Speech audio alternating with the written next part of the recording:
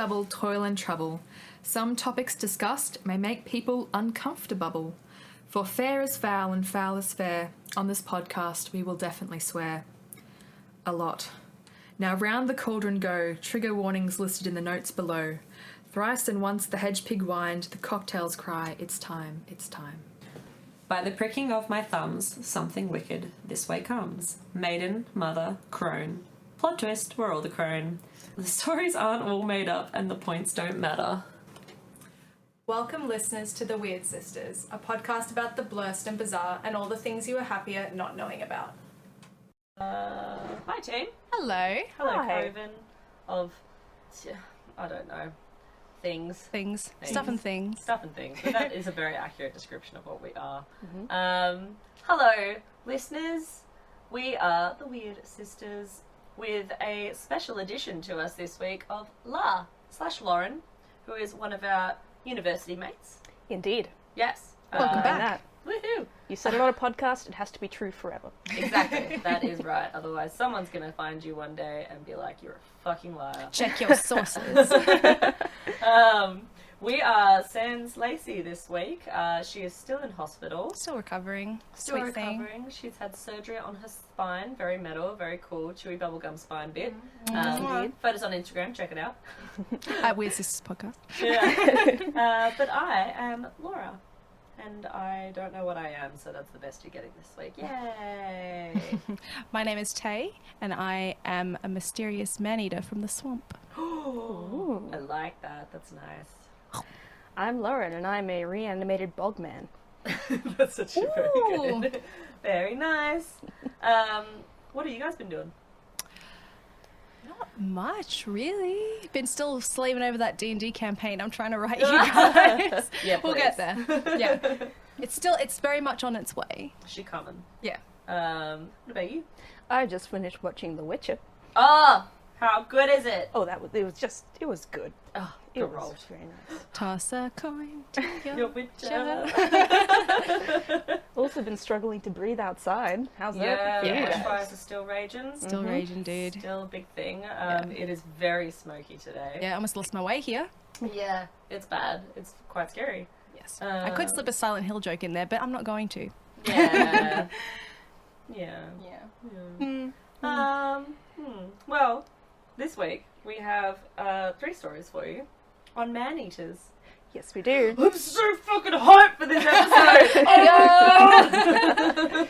I've been very keen. I've been keen from like day one to do this. This was a request of yours from like early days when we were brainstorming, like, we have to do one on manis. I'm like, fucking done. Sold me. We're gonna end up doing like multiple because Yes. trying to pick one to do. I was like, this one's cool. Yeah. This one's cool. This one's cool. And I was like, oh, maybe I should just do like a story of the guys that like would go and kill all of them because they were like the great white hunters that took care of all the man eaters. There's like 2 or 3 guys that kept popping up in all these stories. And I was like, no, I don't want to glorify them. But also at the same time, like, they did help people because 400 people got fucking eaten. But I also feel bad for the animal. It's like me messaging the group chat at like midnight last night, like, I want to change my thing. And they're like, don't you fucking dare. And I was like, my 3 pages of notes are going out the window. But no, Bye. they are intact. Yes, we convinced you. Yes. Who's first? I am. Here she comes. And I have a little appetizer for you before I introduce the actual thing. Stunning. It's an excerpt from Reddit, because I'm very anal about my sources. We love Reddit. Legitimate source.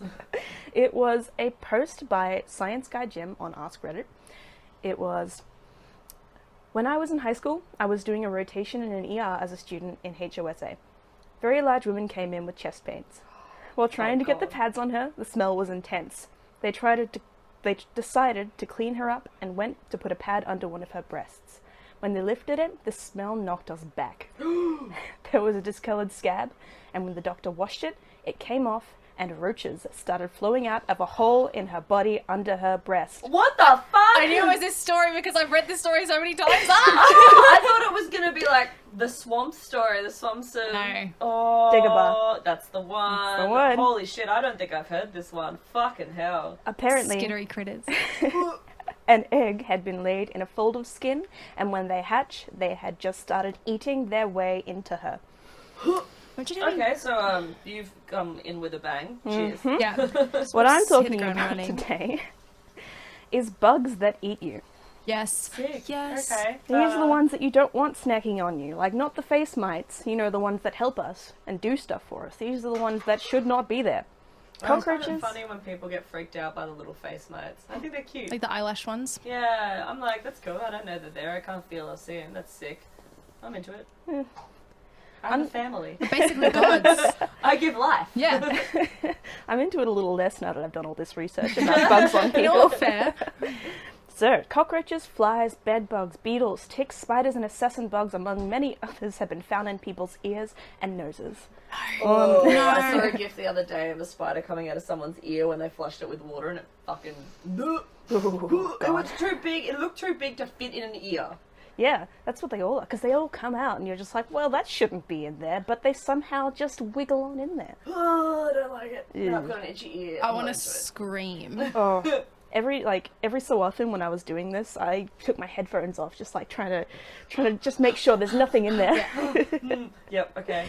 So I'm sure many of these bugs simply just wander on in and stuff. It's been researched, and roaches in particular are attracted to the mucus that people produce. Oh, so they want to be... Oh, They want They our want to be humours. in there. I'm a mucusy person too. Yeah. I produce Slimy. a lot of excrement constantly. Sweat, Sebum. sebum, bacteria. If you can make it, I do. All the time. God. Oh, We use. Yeah. We're all just shaking our hands like I can't sit still during this one. This is just the start, you guys. This is gonna suck for you. Oh, Christ. Fun fact, there was once a cockroach that was found in the colon of a woman who lived in a house with a roach infestation. The particular roach was believed to have crawled into her mouth and remained whole during the entire digestion process. It went through her stomach and survived. Well, they that say doesn't that believe me. they're Yeah. going to survive the nuclear bomb. So, Well, they have, haven't Yep. they? Yeah. It didn't survive, it just stayed whole. Oh, it stayed Really? whole. So It it just- I did. don't It know. did pass on. I have heard of did. things I don't While know she about. passed it. And so the reason why these things are going to be crawling into your mouth is because you have an infestation or something like that. So they usually come out at night Yeah. as well. So it's easier to get into you while you sleep. Mm. That's great. While there are things out there that may not match that kind of horror, there are things that are worse. Oh, God. That's right. Oh, God. It's leeches up your ass. No! But, no, not Or- seriously. Or any other nook/cranny available to them, including I have but a lot not... of nooks and crannies. There's so many Very of me. nooky person. Yeah, exactly. So it's including but not limited to the nose, the ear, the throat, the vagina, and the urethra. Not the you. No. It's like Yes, a piss the fish. urethra. Oh, no, not the piss fish. Yeah, the piss fish. I don't like it. I don't like it. They've also been known to squirm their way into people's bladders and stomachs. Actual fucking leeches. Up there. Yep. Squirm. These are wonderful, strong verbs you're using. Yeah. Thank you. That writing course did something for you. Apparently, there's even a specific kind of leech that prefers to be inside of you. What? I mean, oh. Yeah, as opposed to the usual skin leeches, these ones like being in there. And depending on the orifice it gets inside, you may not even know until it drops out about a week or two later, all bloated up and smug. Now, I hate leeches, which is why I'm using these descriptive things, because I That's got right. one on me when I was a kid. I do know that you hate leeches. I forgot that I knew this info. Oh boy. I I'm could glad talk I've about never them been all day. I've outdoorsy. had ticks. I have not had leeches. Yeah. WA, lots of ticks. Lots of kangaroo ticks. They can give you paralysis and shit. Yeah, ticks are frightening. I'm glad I've never had any of those. Please Yeah. no. I thought I just had like a funny mole. It was not. It was a tick. Fuck. The worst one is when you find them in your hair. And you're like, what the Yeah. fuck is that? No. I want to die. Continue, Lauren. Sorry. It's so good. It's so gross. I love it. I have a question for you guys. What's worse than a leech up the ass? 2 leeches up the ass. Possible, but no. Big old fucking those long ass tapeworm things, or ringworms, the ones that like are massive and they have to like put them around a pencil and like Yep, slowly roll them curl out it out of slowly you. bit by bit. That would be worse than a leech up the ass. Fuck, yeah, that's true. But I was talking about a leech on your eye. Oh, what the fuck? That was a medical treatment. Yeah. Are you serious? Yes. They put leeches on your eyeball. I'm imagining your eyeball just deflating. Also, Yeah, I it's on imagine a that too. segment of Jackass. Yeah. Stop stealing my material. Yeah, and it's on the whites of your eyes, not on the eyelid as well. Do you get like little bite marks on your eyeball? I'm sure Yeah. it goes all red. I didn't see the end of that Steve-O video, but I'm assuming it didn't look pretty. Steve-O. It's pretty gnarly. Before you got clean, you did a lot of fucked up shit, man. Yeah. Yeah. But, you know, you don't have to go very far on Google to find pictures and stories of people who've had leeches fastened to their eye. I found a little string of message board kind of thing of people who were just like, yep, that's me. Here's my story. Ooh. It was one about someone who woke up to a leech trying to get into their mouth. I hate it. I'm never leaving the house. House isn't safe. Staying in this There apartment, was a like, white tail on your bath shower. Yes. The house is not safe. no, I'm staying in this apartment that's like 1,000,000 meters off the ground, suspended in the sky. Why do you think I live here? I'm Yeah. not gonna lie, that's a big part of why I Super live fair, in the dude. city. I'm very scared of bugs. Oh man. Alright. Despite their small size, they can kill you. Leeches inject a blood thinner into the victim to make it easier to feed, and once a man in Turkey had to be admitted to the emergency room, anemic and bleeding out from 130 leech bites. I think he lived. As she shrugs. I think you lived. Maybe. Another way to be killed by a leech is blood poisoning or disease carried through the bite, and one of the worst things you can do when a leech is on you is trying to remove them by pulling or burning them, because this can cause them to empty the contents of their stomach onto the bite, along with any diseases they may be carrying, such as syphilis. Oh, sick. Imagine if you got syphilis and you're like, okay, honey, I have to tell you something. I have syphilis. It's from a leech, I swear. It's not because I changed it. I wouldn't believe you. I'd just be like, fuck off. Yeah. So, Yeah. like, how do you get them off? Because as a kid in, like, primary school, when I used to have friends that were stupid and went to the Murray and the rivers and stuff, and they're like, oh, you got a leech on, I just burnt it off. I'm like, I thought that was how you got them off, and now you're telling me no. Yeah, do you just wait for them to fall off? You wait for them to get Like a fat, tick? and they just go, bleh. Well, ticks don't fall off, apparently. They don't. I Oh, can't no. remember. I can't remember. I I've know you seen- can't, like, pull the body off because their head just stays there. Like an Yeah. ant's. I can't Ew. remember. I think you're supposed to, like, put a flame near them and that'll make them go, eh! Spicy.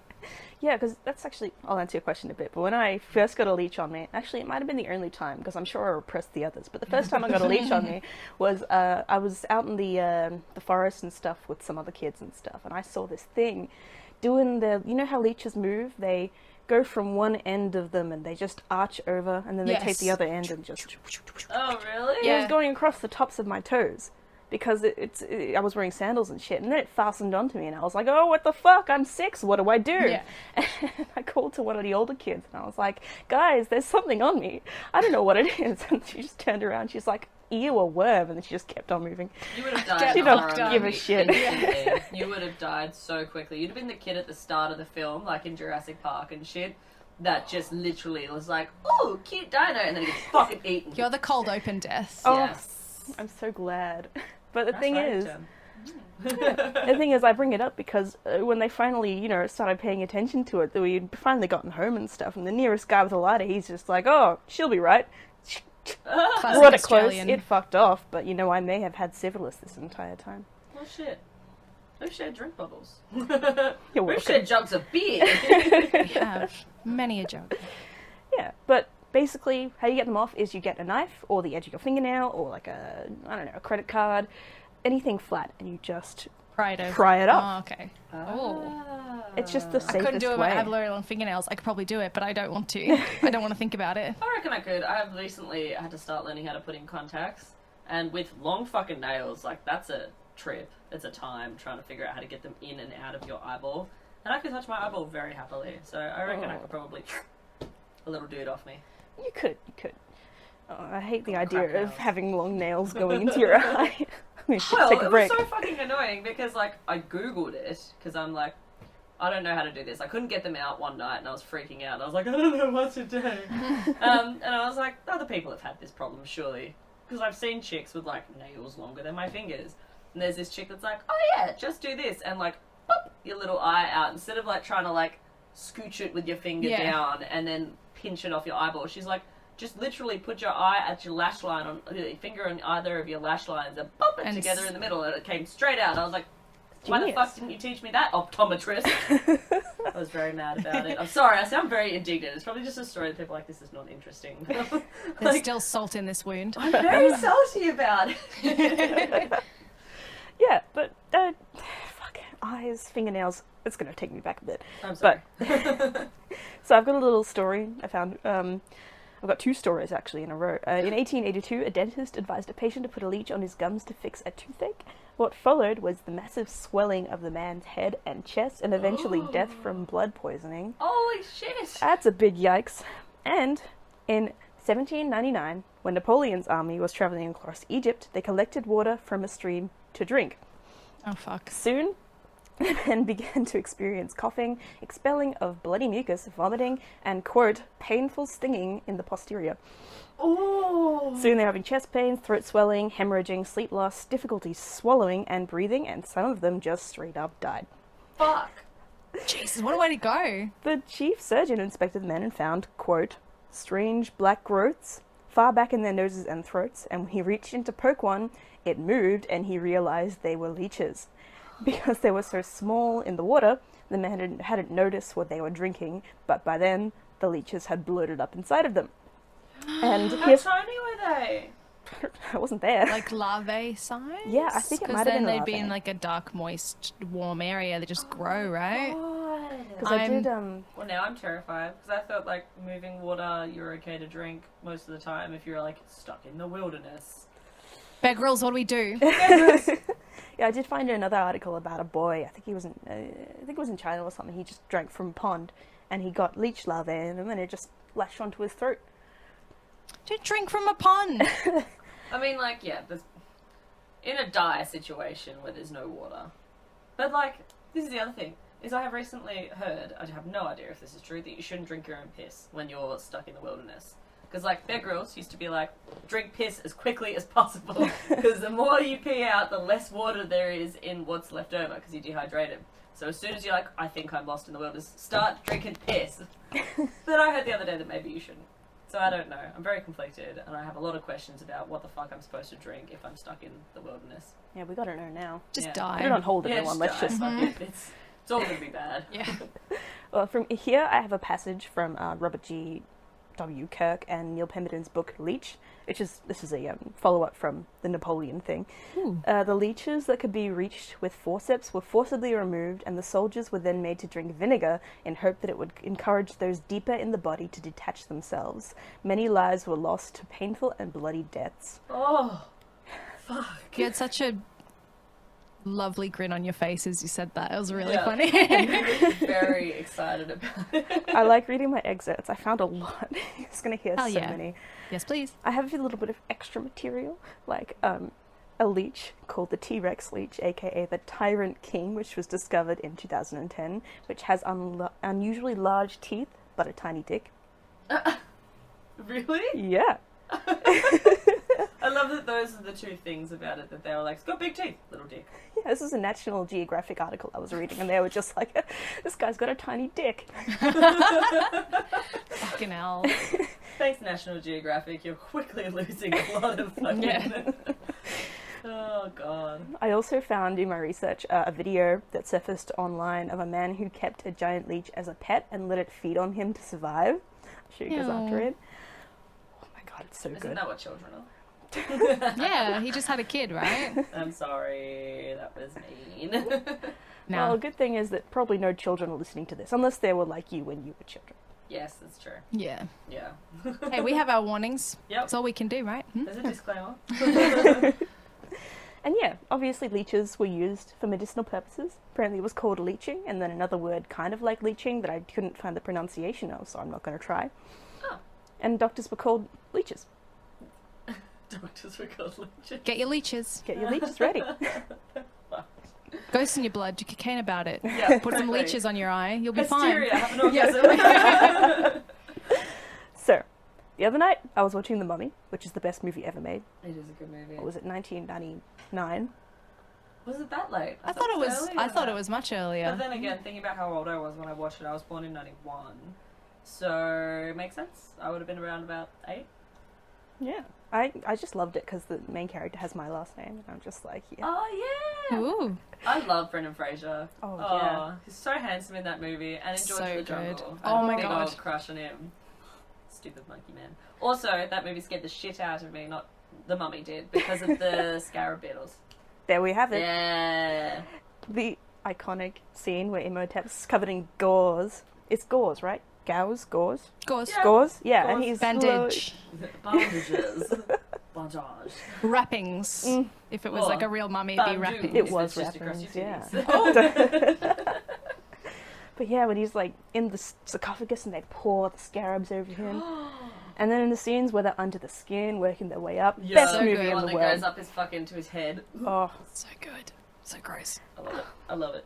So that reminded me of the bug pit in Zindon prison in modern day Uzbekistan. Wait, What? Wait, The rewind. bug pit. Yes. What Tell is me that? everything. It was a brutal torture method. The pit is exactly what it sounds like, crawling with insects and vermin. It's best known for being the home of two British dudes for a few years in the 1800s after they pleased Khan Nasrullah. And basically, there's a lot of scrambled accounts of what it actually was. But these two British guys really, like, their stories went home and then everyone's just like, hey, it's the bug pit. These guys were there. Wait, in the pit or around the pit? In the pit. These In the guys pit. were in the pit. Oh. And you said years? Years. I don't know how they'd live. Yeah.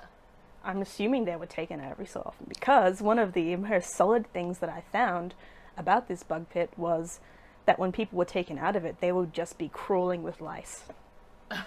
Oh god. I hate lice. They They're are the worst. creepy. At least, like, you can shave the shit out of yourself, and, like, then you don't have to stress so much about lice. Yeah. But Just like that episode of The Office. still gross. I haven't watched The Office. I am trash. Yeah, no, you're just an outlier, really. Sorry. I like Parks and Rec. That's It's fine. the same thing. Okay, Sorry. so that's the Tell bug us pit. about the bug pit. So it's really not much on there. Really? Actually, there's no Wikipedia page. I had to delve right in. But there seems to be a lot of independent things about what the bug pit was, what they did to be thrown into the bug pit. I had some places say, oh, it's because they didn't bring presents, or because one of them was That's supposed something I to... would do. Actually, no, it's something my sister would do. She'd be like, you come to my home without presents. Bug pit! Cast you into the pit. Yeah. Exactly.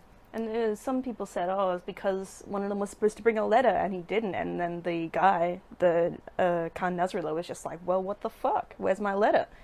The queen's supposed to have answered me by now. In the pit you go. Fuck. And I think...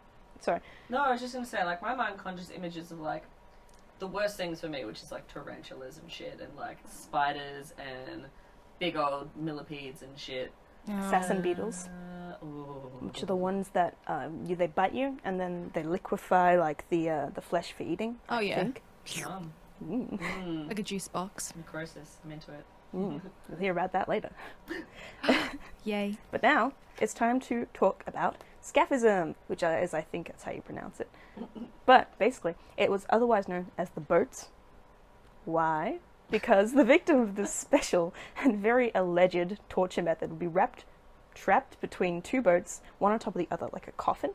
And they would have these holes where their head and their arms and their legs poking out. So it's like they're wearing a boat costume. Okay. And it's like the boats are nailed shut. And I'm pretty sure they're set afloat in the water, because why else would you make it boats?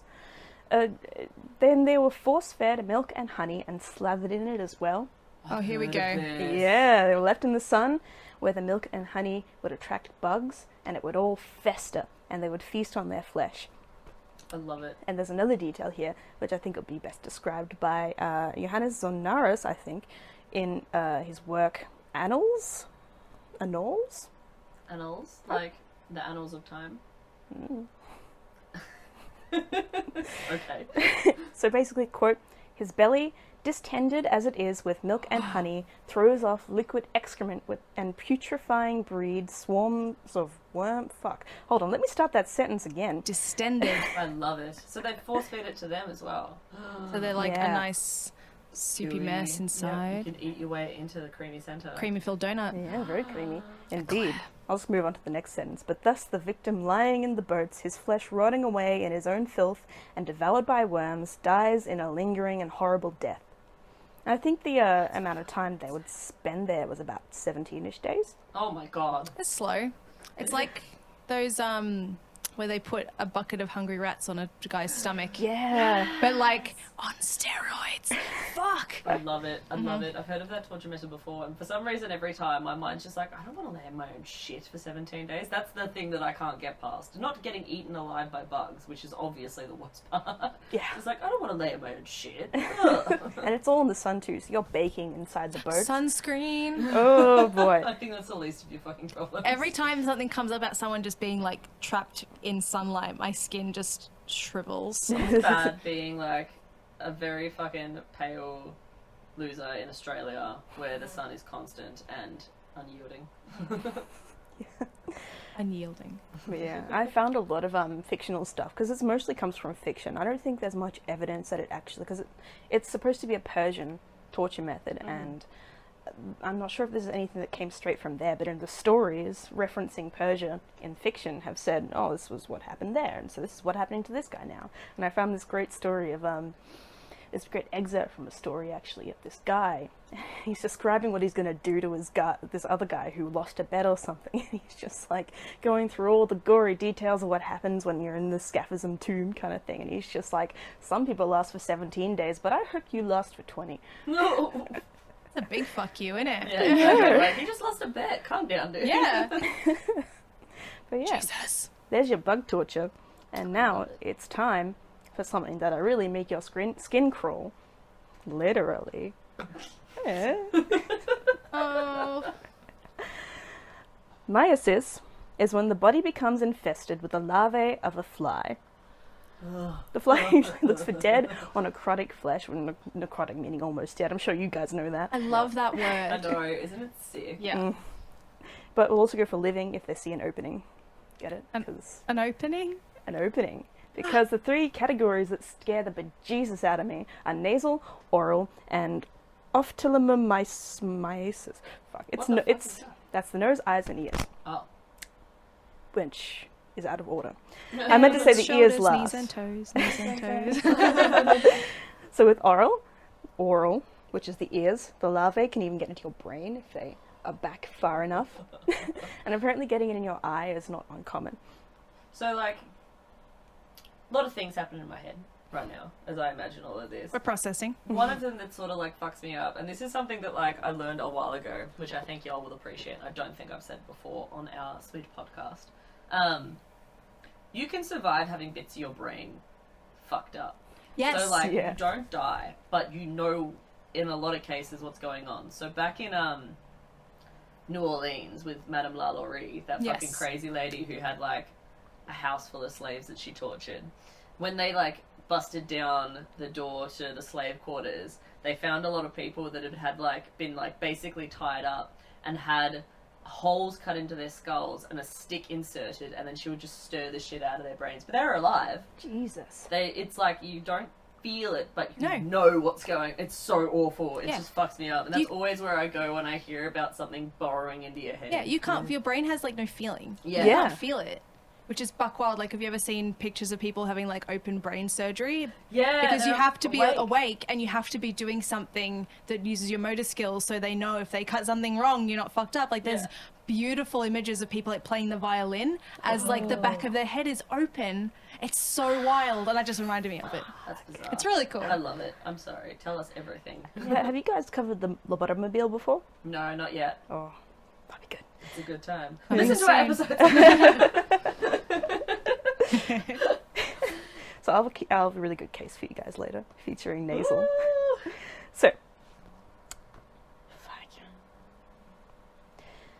So it can pretty much happen at more southern orifices as well. You get my drift. Oh, Yeah, Christ. Very good. Thank you. Thank you. Also in the stomach and intestines, just like the leeches. Wiggly bits. You wiggly bit. Yeah, you squirmy bits. So rune meiosis as well, pretty self-explanatory. It's also it's also possible to get it in your flesh without a pre-existing wound, as I mentioned before, and that's the fault of the human buttfly, which will attach its egg to a mosquito, and when the mosquito feeds, it'll drop the egg. Botflies are fucking horrendous when you see pictures and videos. I can't do it. They're so upsetting. I can't do it. Oh, I find them really fucking gross. Yeah, I found a really sickening video of someone getting the larvae removed from their lip for this. Ooh, I can imagine it because I've seen it before. Yeah. Not that exact video, but similar, and it's horrible. Yeah, so basically, they burrow under your skin. If they hatch and then they burrow under your skin, I'm pretty sure, and they feed on the human flesh and grow for 8 weeks, and then drop out to pupate for a little while longer before they go and fuck up 8 weeks for someone else. And to remove it, you need to asphyxiate it with petroleum jelly, make it poke its breathing hole out of your skin, and grab it with tweezers. But you have to be careful because the breathing tube is really delicate. Yeah, you don't want to break it. Yeah, and you can't squeeze it either. You probably should, but I'm sure you have to squeeze it to pull it out as well. But it's been known to make people go into anaphylactic shock if they just like eject their juices into you. That's wild.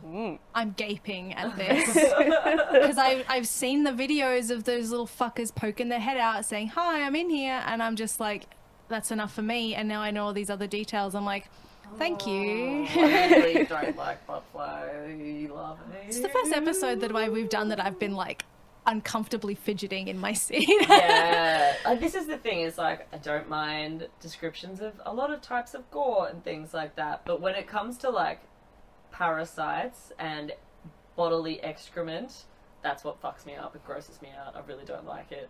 I did it. You did. You came in hot. Congrats. Wrapped us up. Okay, good thing is we're moving on from the buttfly now. Thank you. Because I want to bring up kazumazu, which is a cheese made to contain live maggots. No, I know that cheese. Why Yes, would you you do. want live maggots in your cheese? Well, it's a Incorrect. traditional dish. And so it originates from Sardinia and is made with sheep's milk. They put the cheese fly larvae into the mixture because the digestive system of the maggots breaks down the cheese fat in a way that creates a special kind of fermentation. And so it's basically you're eating the maggot shit, but it tastes really good apparently. Incorrect. And it creates a Oh, you've soft... tasted it? No, but I'm just like incorrect. I don't know. Yeah. I think maybe I'd try it. It's like that luwak coffee from Oh, Indonesia. yes, I've had that. It's so I mean, would gross. you try it if you know what's in this segment about bugs eating people? Well, is there a maggots don't eat you. They eat dead tissue. That's why they used to use them a lot of time.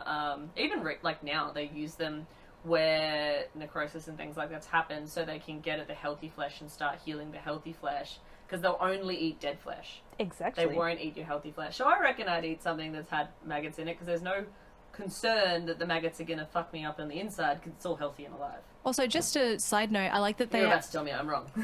these maggots also have like a very specific name. Is the cheese? What was it? The cheese fly maggot? Cheese fly larvae, yeah. It's just that's what they do. Yeah. and Their that's one job. fucking hell. And they're real good at it.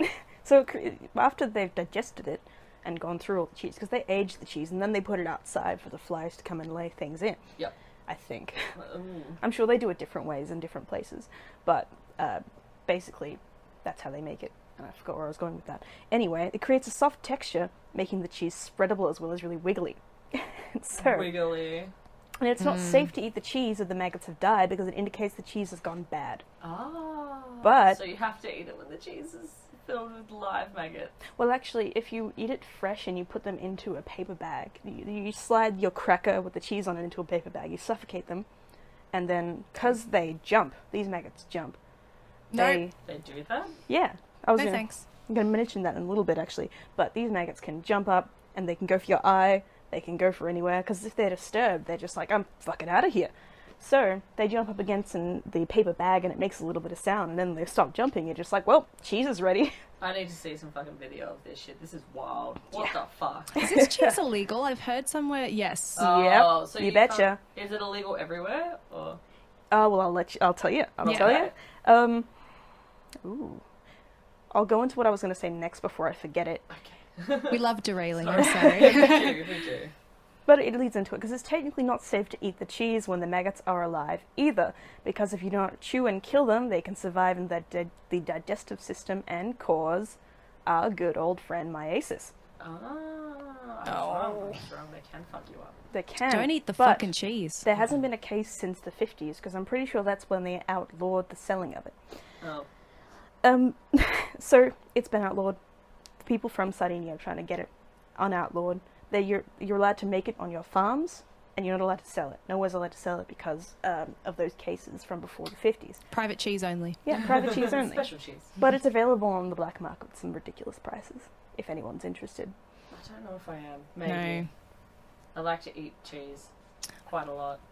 Mm. They'd have to be like, this cheese is the crack. But then again, also, I'd be like, do I want to try the crack? What if I become addicted to it? And Maggot then cheese. I end up with maggots in my fucking eyes. Well, they wouldn't be in your eyes. They'd be in your digestive system. Well, They can make their way none there. of it sounds great. That's true. There is that one that goes under your skin, and you can see it crawling across your eye. But I didn't get much information on that one because I'm focusing. I'm narrowing it down. Thanks. You're so welcome. So I'm going to conclude with an account from Jamaica in 1777 where a patient, quote, complained for 3 days of slight obtuse pain in his right upper jawbone, root of the nose, eye, and forehead of the same side. After sifting through a few conclusions, pulling a tooth and trying a few more procedures, they noticed 2 maggots fall out of the man's nose. And, quote, on placing the patient in the light, a vast number were perceived in motion in the upper part of the nostril. I introduced a forceps and took out 3 or 4 at a time, and in the course of that day, upwards of 30. So, 30. what happened to this guy was he had gonorrhea, and because of the ulcer back Oh, there, Christ. a fly was able to lay eggs in it. It just festered right up. Fucking hell. And what they did next was what any sane doctor would do in the 1700s, administer mercury both through the mouth and as a powder blown up the nose. Of course. Yep, why not? Which- Blow it up their arsehole too, just to be sure. And this didn't kill the maggots. Of course it fucking didn't. What did it was a tobacco concoction, and it would successfully kill all the estimated 200 maggots and would allow the man to go into recovery. This guy lived, can't imagine how long because of all that mercury, but whatever gets the maggots out of your nose. They were a different breed back then, weren't they? Yeah, 1700s. This guy fucking lived. How tough would you have to be to have survived the 1700s? How are we alive as a people? Yeah. Exactly. Who Fucking knows? hell. And the thing is about the nasal thing, it goes right up between Yeah. your eyes. So they're in there. I don't know how they didn't get into the eye, but I don't like it. I Well- don't like it, champ. I have about 20 resources, but one of my main ones, Atlas Obscura, National Geographic, Wikipedia, the best. Yes, sweet Wikipedia. Lonely Always need Planet. to check the sources, but 90% of the time they're fine. Wiki Bay. So yeah, that's my main ones. We should get on to you guys. Thank you. Holy that was shit. a fucked up story. I really didn't like any of it. Don't tell it again. Not a guarantee. You have to edit that episode. Oh no. I have to listen to it. I'm gonna make JD edit it. I'm still going to send you all the pictures and Oh stuff yeah. that I got. We need the We need them to pictures. go I've on actually- the Instagram. You have so to people send get them to fucked me. up by it. I'll take that bullet. Yeah, you get to see it. Yes. Tay, do you have a story for us to Oh. make me less fucking repulsed? I do. It's not. This week isn't gross for me. Oh. Surprising. It's. I want to say endearing because this man eater I quite am fond of. Oh. But also plot twist.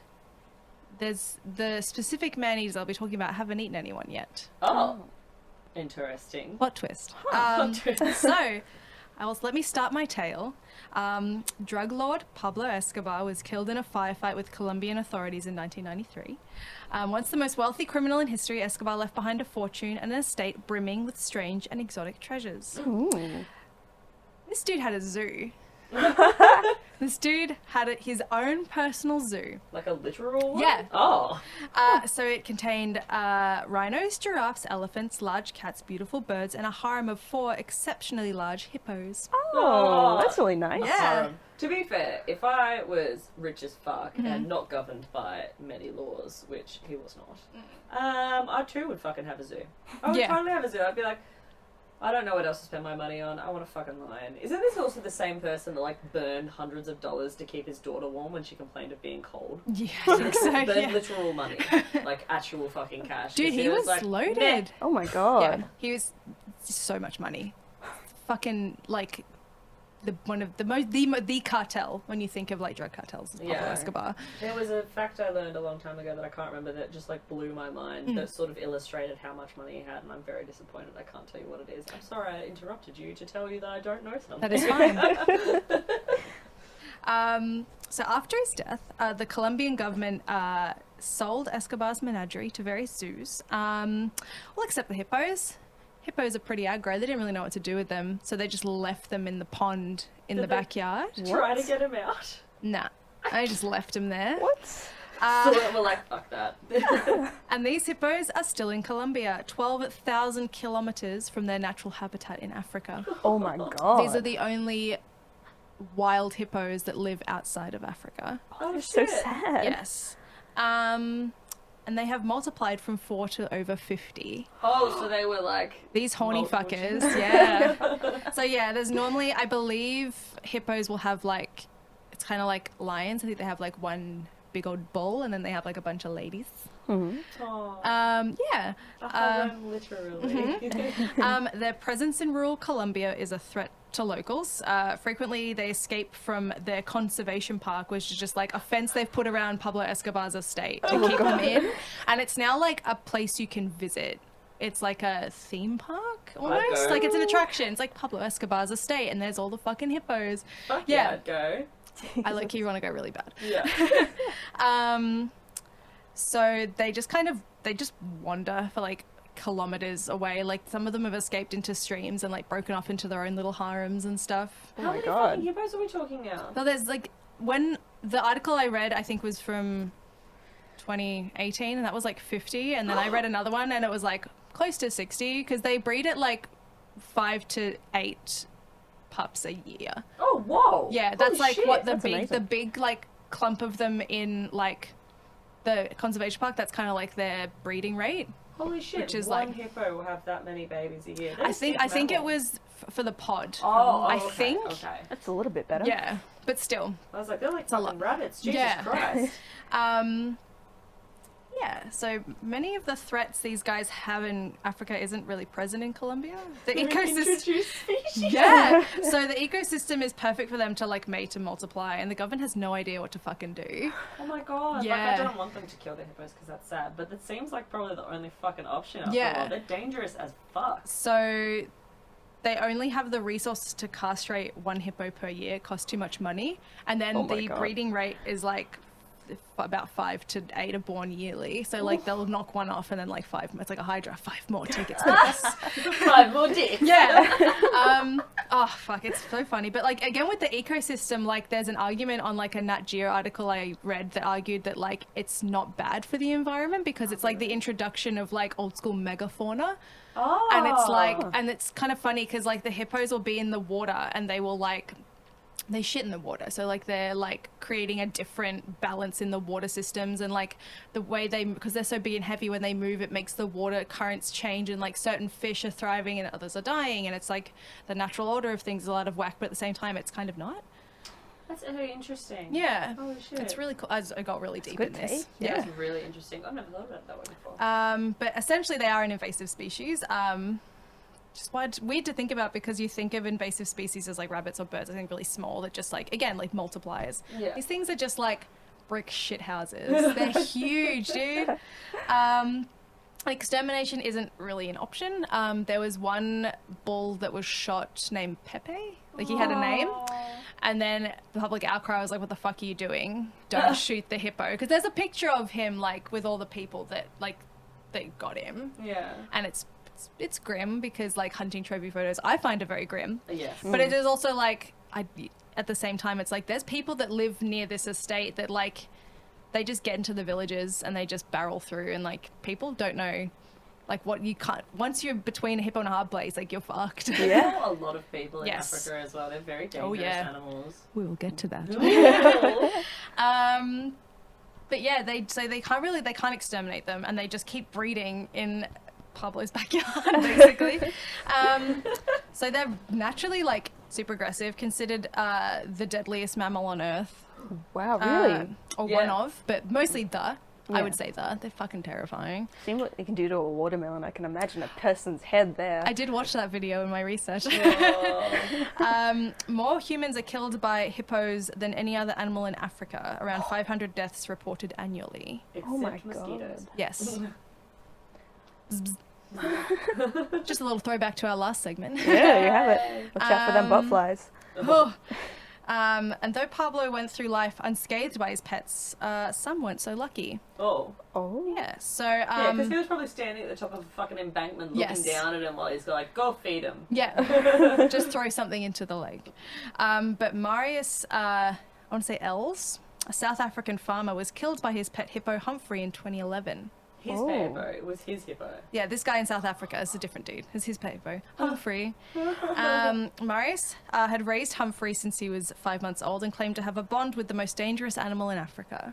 His quote. Oh, sucks. So he knew what was up. He Yeah. knew Humphrey was a ticking time bomb, basically. I trust him with my heart that he will not harm anybody. And then he killed him. Yeah. Oh. So there's like actual like videos that Marius would upload to YouTube of him like swimming with Humphrey and like riding on his back like a horse. And a few days after uploading one of the videos of him and Humphrey swimming together, Marius was found dead on his property. He had been bitten several times. Now these jaws are Moors. They're huge. These are, again, watermelon. Watermelon. Yeah. You ain't getting out of this one in one piece. And then he was held underwater until he drowned. Oh shit, so it wasn't like an accident in It's any malicious. way. It was Yeah. definitely on purpose. Very blackfish. Can you imagine your pet doing that? Like, Right? I reckon Barnaby would if you fucking could. I reckon my dog would accidentally do something like really stupid and then I would die and he'd be like, Barnaby would purposefully kill me. He'd be like, fucking bitch, didn't bring me enough pellets. Smother you so they don't cross your nose. Lay on my face. Yeah, and then in 2018, two Chinese tourists, Changming Chuan and Wu Peng Tay, I practiced those names many times, Well done. were bitten around the torso by hippos while holidaying in Kenya at a wildlife resort. Oh my god, that's Yeah. wild. So Chang succumbed to his injuries, and the hippo that bit Wu Peng had killed a fisherman earlier that day. whoa. Yeah. Fuck. Yeah. They were taking photos, and they got too close to the riverbank, and it just charged him. Oh, God. Both I've of them. seen a hippo chasing like a speedboat, and Yep. it's fucking scary. Oh, seen Because that you're as like, you're in a well. speedboat, you'll be fine. Nope. No, you're fucking not. They're like dolphins. They're Yeah. very fast. Nature is coming for you. So to defend yourself against a hippo attack, should you find yourself in such a situation, Just run, die. No, you'll die. Just give up. basically, to quote The Guardian, you need to climb a tree or get over something that they can't get over, a hedge or a wall or something, because they will outrun you. Yeah. That's it. Yeah. Just run. Wild. Yeah, because humans are apparently the best long distance runner ever. Mm. But well, maybe not ever. I don't know about dinosaurs and shit. But we're not very fast, and hippos are extremely fast. Mm-hmm. That's scary. Yeah. Oh, can you imagine being chased by a hippo? Yeah, so basically Pablo's like hippos haven't killed anyone yet, but these animals are unpredictable and they've spent years in doing what wild animals do best, which is just breed and get fucking bigger. And with their numbers expanding, like it's only a matter of time before I think like someone's killed or eaten, because these dudes aren't herbivores. Yeah. Well, They are omnivores. Ah. shit. Yeah, Really? they have been known to eat the meat. Oh. Yeah, just really fucking terrifying. And like doing all my research, there was just so many pictures of like people have taken down the mouth of a hippo, and it's just like massive fucking mouth, and the teeth are so strong. They're like big old blunt. They're fucking very things. yeah, surprisingly because of the pressure that they exude from their jaw, like they can puncture very easily. For something that doesn't look sharp, it's like it's gonna skewer you. Yeah. Yikes. So yeah, short and sweet, but it's really interesting. Sources are, so there's a Vox doco on YouTube about just the whole situation around the Pablo's hippos. I did get a lot of my info from that because it is very interesting. Vox is like an excellent channel, by the way. Shout out to Tim for showing me all about it. It's kind of like Vice, but not shitty. Even though I love Vice, Vice is a little shitty. Yeah, they're pretty shitty Yeah. occasionally, especially now. They used to be really good. Yes. Vox does like they have all different like series, and one of them is called Borders, where they do like they explain like what conflicts are. Like so like they did the Hong Kong conflicts, and they were also doing like all these like Middle Eastern conflicts, and it's really interesting, and it does explain it in like a really like quite easy to understand way, which is really nice because I am Vox. dumb. VOX, Vox. Oh, Yeah. cool. Yeah. Fuck yeah. And then I also got Nat Geo, The Guardian, and a couple of South African newspapers as well. Yeah. Good sources. Fuck yeah, dude. Short and sweet. Nice one. Well done. Good to hear That's about those. Really interesting. Yeah, no, it's riveting. It's very cool. Yeah, I because know a I've little never bit heard about of them before. Oh, really? Never. Yeah, I didn't know either until I saw the video and I was like, fuck yeah. I only know about them because I watch, like, whenever I visit my parents, for some reason they still have Foxtel. So does my mum. I think they're gonna get rid of it, but I think sports, the reason that's stayed around. Yeah. But yeah, and they do like on Discovery and all that sort of thing, like very like dramatized documentaries on all sorts of shit, and I saw one of them on that. It was pretty good, surprisingly decent. Excellent. So we've had bugs and other horrifying things. We've had hippos that are extremely scary and dangerous. I really wanted to do a bunch of different things. Like you talked about doing Travis the chimp, Yeah. and we decided to save that for another episode. So wait up. Yes. I really wanted to do this bear in Japan that ate a bunch of people because that was really interesting. But I decided to scrap it all, and I did something very obvious that probably everyone already knows about, but it's so interesting, so I don't care. You have to listen to me anyway. Yes, please. I did La Bête du Jovan, which is the Beast of Gévaudan. I've never heard of this before, so I will Fucking be. seriously? Yeah, I'm gonna be glued to this. Please tell me, because This you. is so good. Yes. Because I'm the person that trolls Wikipedia for like animal attacks and incidents where people have been eaten by animals. This is one of my favorites. This like legend inspired a lot of stories that we know now, and we'll get into those. But basically, in 1764 to 1767, so about a 3-year period, Gévaudan in France, the summer of 1764. A young woman, Marie-Jeanne Valette, and I'm going to butcher all these fucking words because they're French, so just heads up, tends to a herd of cattle on the outskirts of Lagonye, a tiny community in southern France. Beside her looms the Mercure forest. Looms. Ooh, good news. As she crosses the river that snakes from the forest's dark edge, something monstrous unfurls itself from between the trees. Dun, dun, dun. It towers over Marie. The upper lip of its flat head curls back to reveal massive canine teeth. Before Marie can scream, the beast charges. The beast's jaws snap on empty air. Marie's herd of cattle charge the attacking beast. It lunges for Marie again, but the bulls press it back into the depths of the forest. Come Royal through, pet. balls. I know, right? Just a few days later, on the 30th of June, the villagers of La Hubex discover the blood-splattered clogs and bonnet of Jeanne Boulette. The 14-year-old girl had been watching her flock of sheep when she was attacked, unfortunately without any bulls to protect her, less than 20 kilometres away from where Marie-Jeanne Boulette had been stalked the days before. Jeanne's body was never discovered. Oh.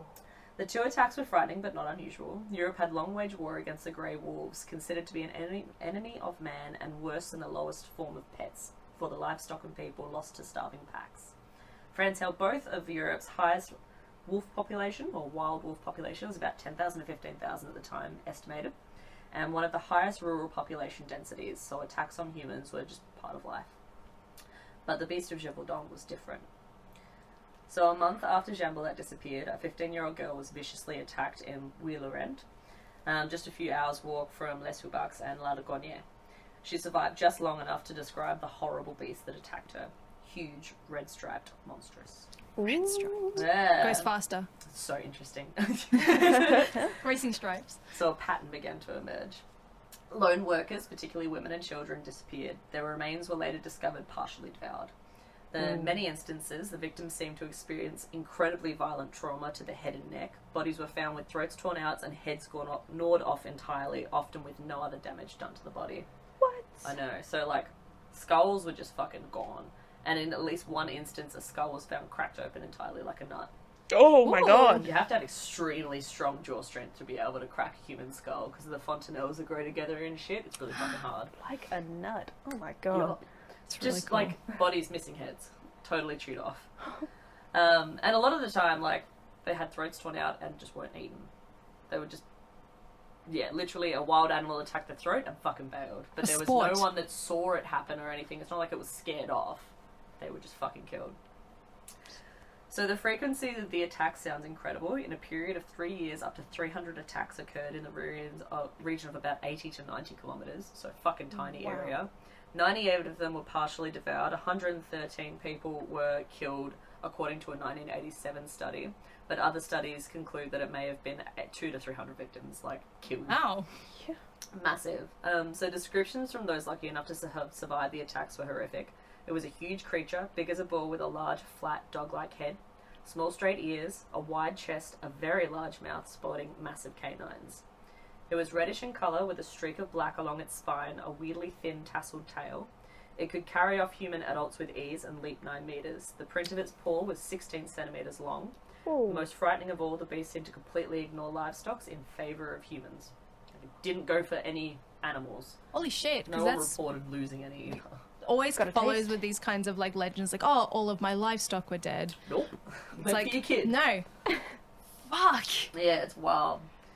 So in October of 1764, the first year that it popped up, the first year of the reign of La Bête, 2 huntsmen shot the creature at close range 4 times. Apparently unhurt, it just vanished into the trees.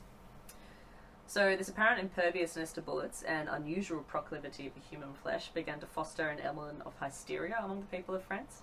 It mutilated the faces of its victims. It was bigger and more ferocious than any known wolf. It could only be a creature well known to the people of the country, a werewolf. Oh, here we go. 100%. I was There like, we go. it's fucking, it's a lichen. Yeah, so people already, like, a lot of people believed in werewolves, like, at this time.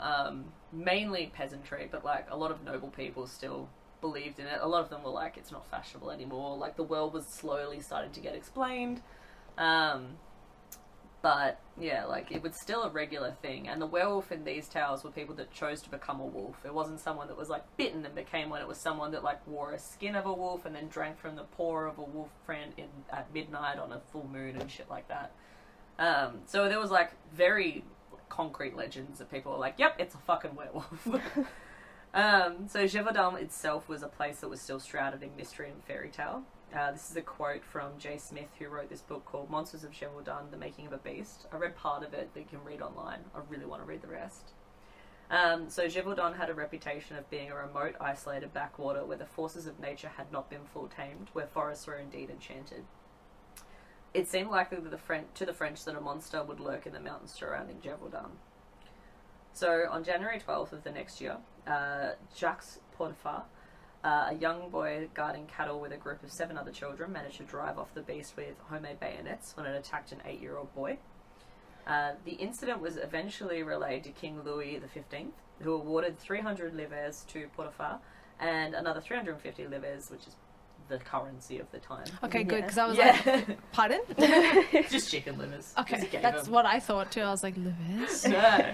I have no idea, again, if I pronounced it. I googled it, It's I fine. couldn't figure it out. You're doing so well. Thanks.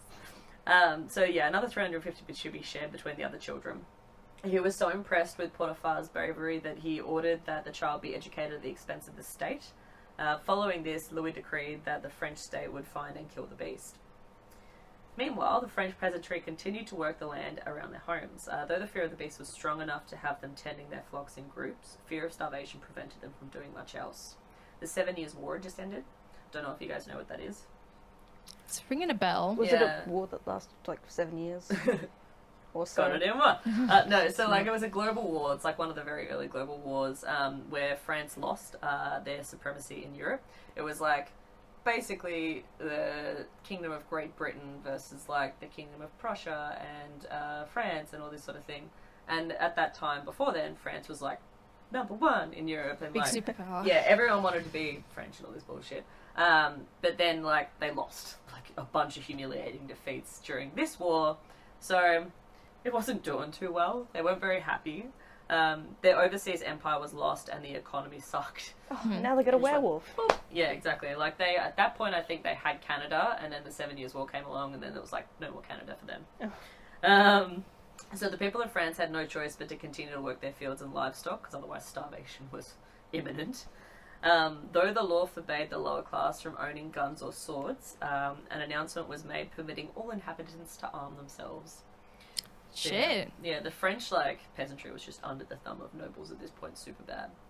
But they were allowed to carry guns and to carry knives at this point if they had them, so they could try and protect themselves. Because there's a furry in the woods. Yeah. Fuck. That's Some pretty... fucking dude in a fursuit. Yeah.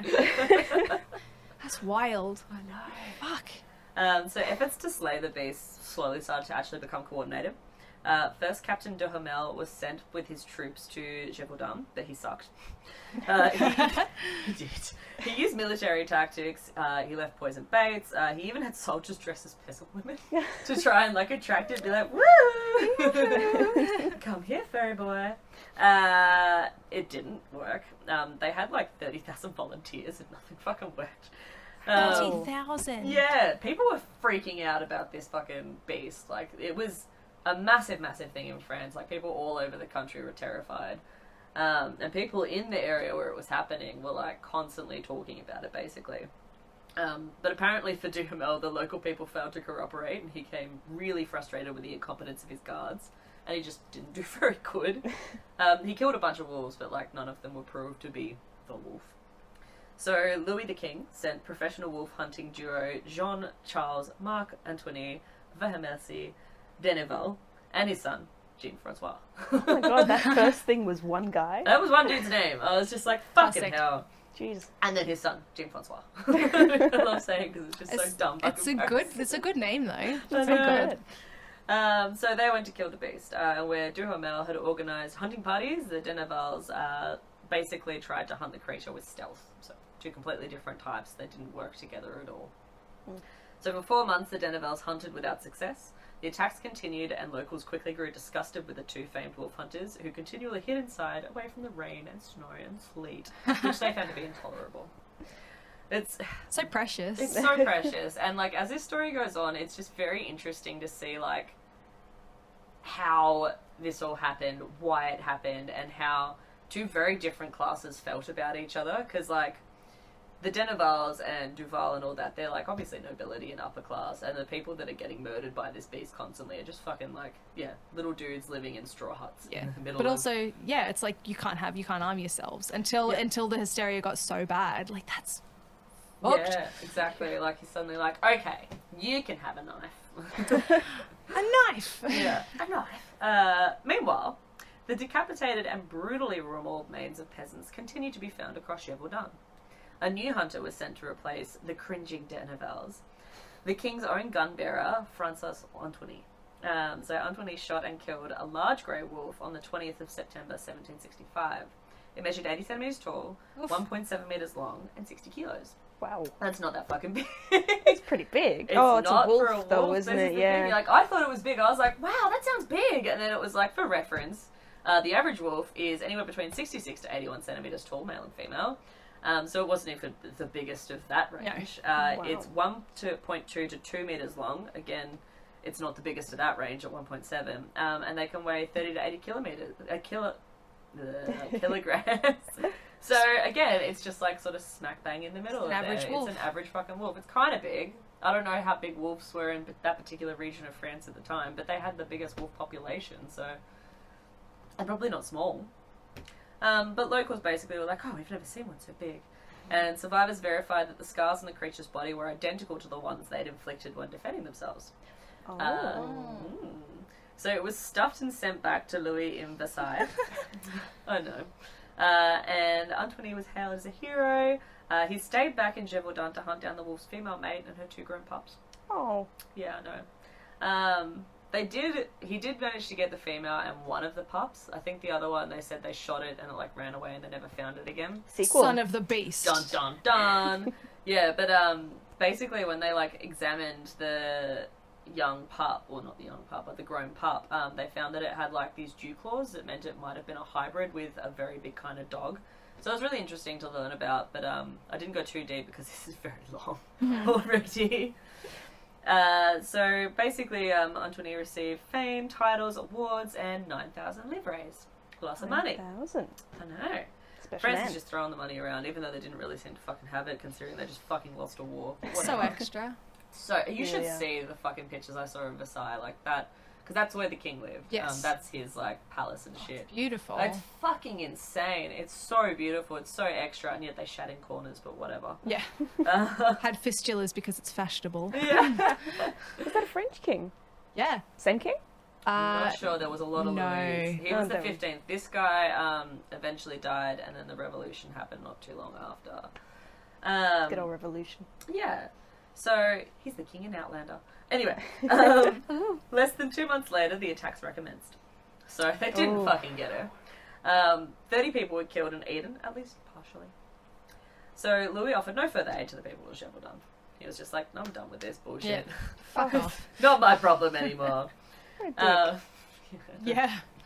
So a local man, who was either a hunter, a farmer, or an innkeeper, every fucking source I checked had a different fucking thing, so I was like, whatever, he's one of them. His name was Jean Chastel. Ooh. He'd been thrown in jail for leading Antony into a bog. Apparently this was a thing that, like, the locals just...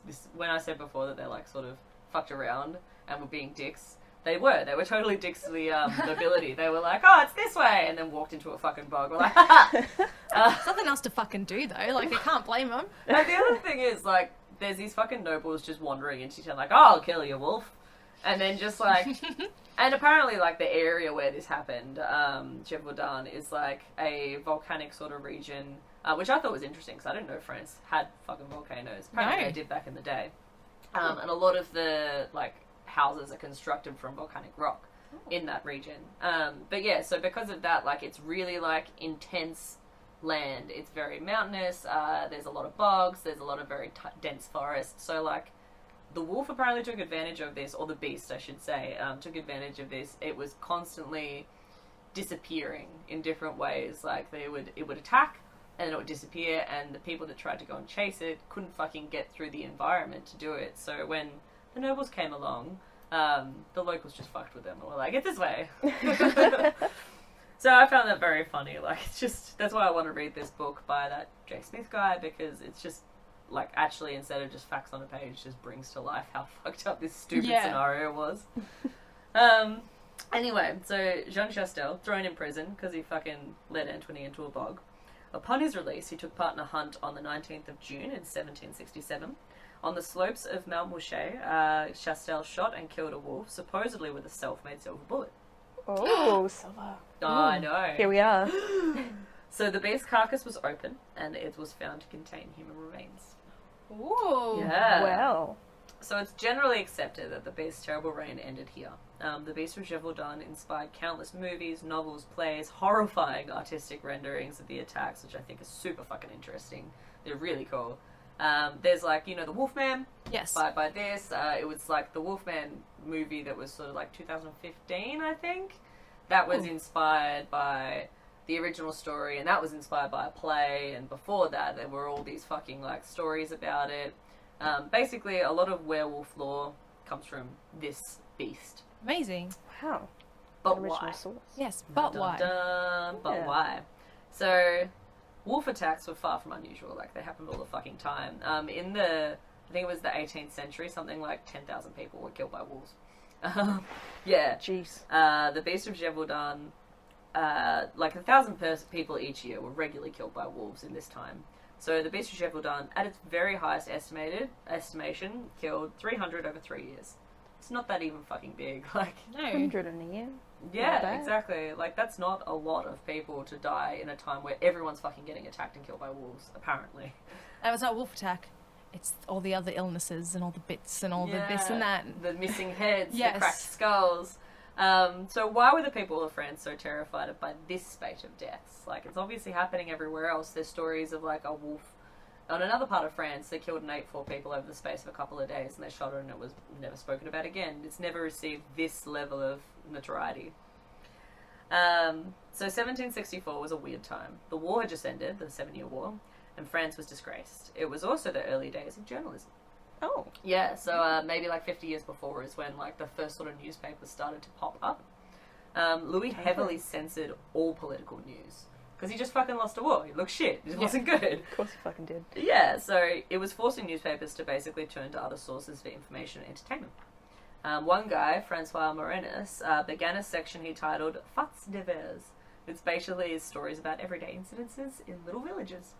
like getting attacked by a fucking wolf in Gévaudan. So it was his initial coverage of the beast savage attacks that basically propelled Gévaudan into celebrity status. It's what made it like people actually give a shit. Put it on the map. Yeah, exactly.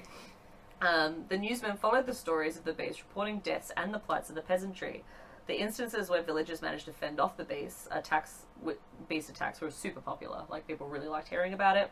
And the stories began to emphasize the virtue of the peasantry. It just talked all the time about how clever and smart and like stalwart the peasants were. Meanwhile, the failures of noblemen like Duhamel ran pretty mocking.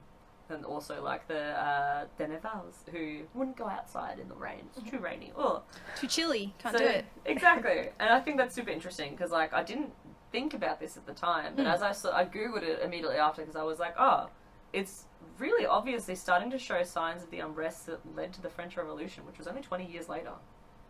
Yeah.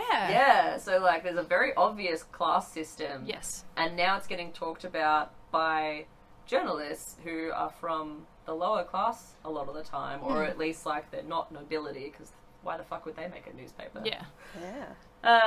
So significant coverage of the events team with the particularly gruesome nature of the attacks.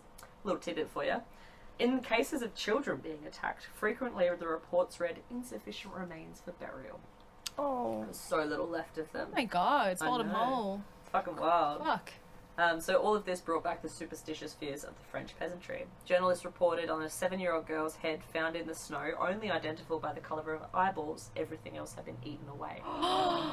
Oh my god. Fucking wild. Fucking yeah, that's the details we want. Exactly. So what creature could do this but a man turned into a beast? Because animals wouldn't do that. They're not fucking smart enough, apparently, according to these people. Apparently. So the story of La Bête du Gévaudan is wrought with legends and inaccuracy. Jean Chastel's silver bullet was added to the tale much later. Wasn't actually something that was even said in the initial reports. It was something that was just added with time.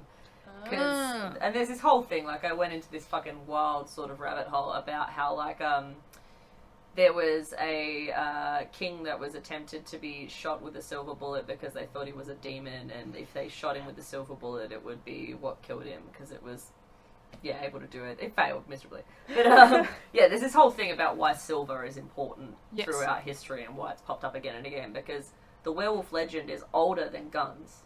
So why would a silver bullet suddenly be what kills them when the werewolf legend has been around way longer than guns have existed? Oh my god. Yeah, I never thought about Oh, that. I never thought of that either. Super interesting. Because when you think of like werewolves, you think of like that kind of like Bloodborne-esque era with like giant muskets and big hunting rifles, and it's like one pump chump kind of guns and you have to reload them for ages kind of shit. Oh my god, that's so cool. I know, it's really cool. Fuck, I love researching this bullshit. But it was, super, super interesting.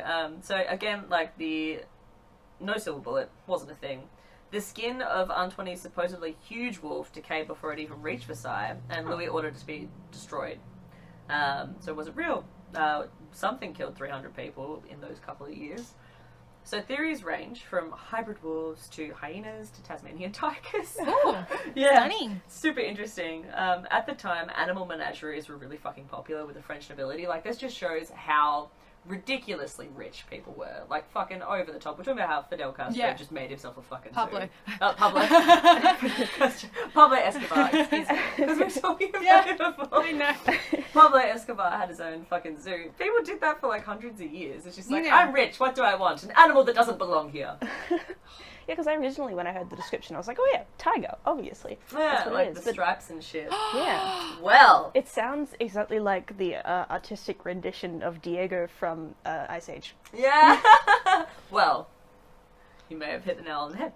But, so yeah, it's not entirely uncommon for creatures to escape because it's fucking some dudes who've never seen a lion before trying to fucking keep a lion in a cage.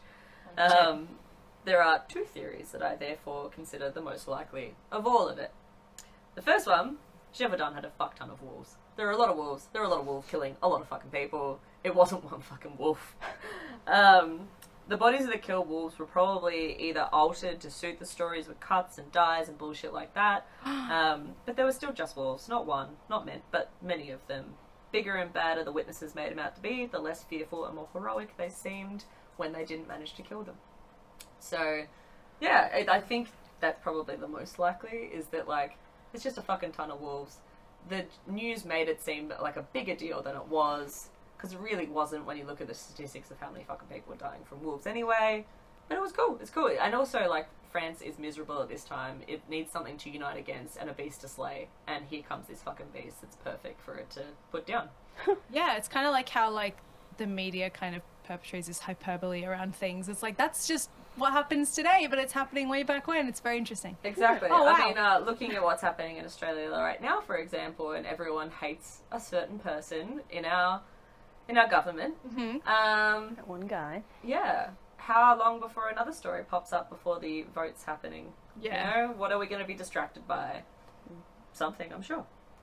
I've got a theory. Oh, I've got a wolf theory. Tell us your theory. You guys ever read The Rats by James Herbert? No, but it's on my No. reading list I have because I not do read love that me one. some Herbert. Oh, see, I'm going to spoil it for you. It's fine. Are you sure? That's fine. Spoiler warning for anyone listening who hasn't read. Spoil it for the podcast. It's okay. The Rats. Take it for us. Well, in The Rats, there's some rats, pretty much bigger than most rats, special kind of breed. And the fact is, they go back to an uber rat, which is a big, fat, mutated rat that just sits down and they bring it food. So I think there's a giant wolf skeleton out in France somewhere. It's a life I want to live. Yeah, The I life want of to an be Uber rat.